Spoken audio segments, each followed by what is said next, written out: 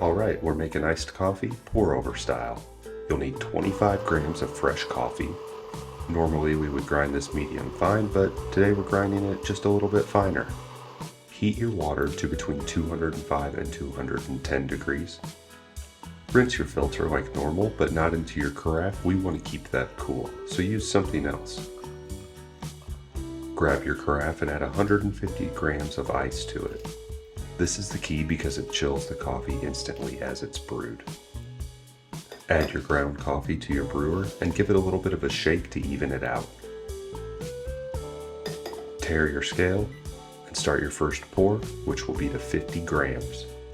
Once you hit 50 grams, wait 30 seconds.